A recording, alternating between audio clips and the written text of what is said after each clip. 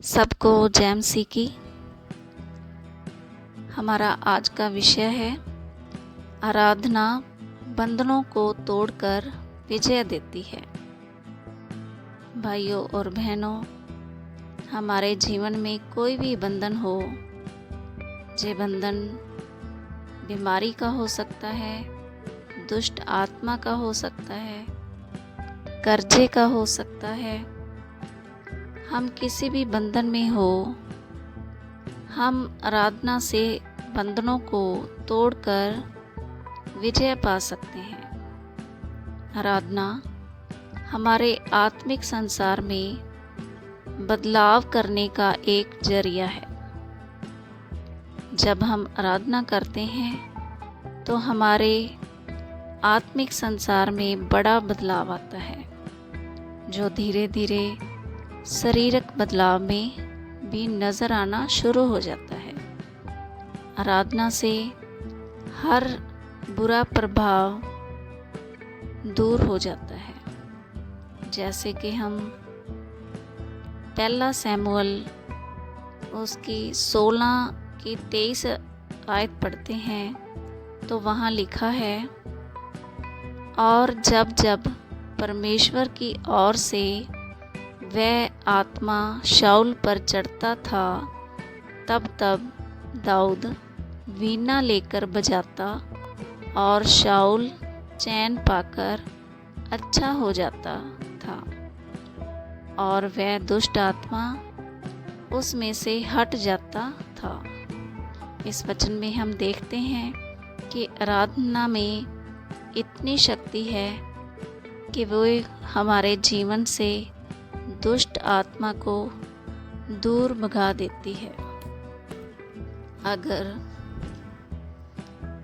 हम सच्चाई से और रूह से आराधना करते हैं तो आराधना हर बंधन को तोड़ने की शक्ति रखती है।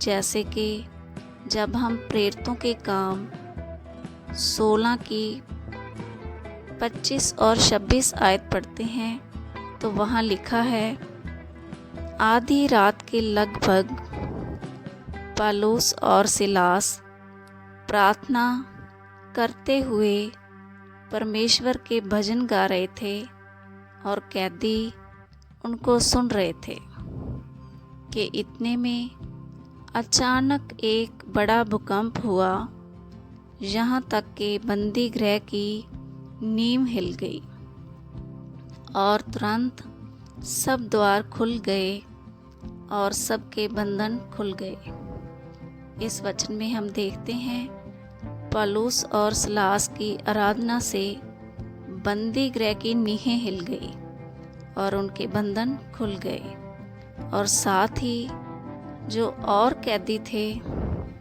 उनके बंधन भी खुल गए।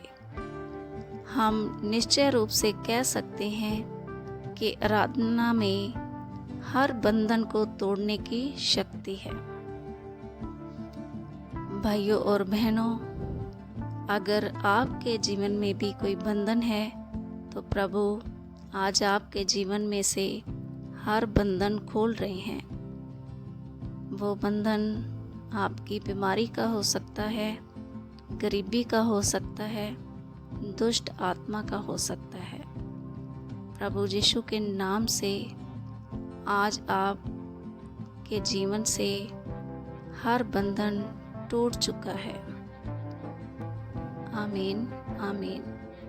भाइयों और बहनों, मैं आपसे कहना चाहूँगी कि आराधना को अपने जीवन का महत्वपूर्ण हिस्सा बनाएं, ताकि हम हर बंधन से आज़ाद हो सकें। आमीन आमीन। God bless you.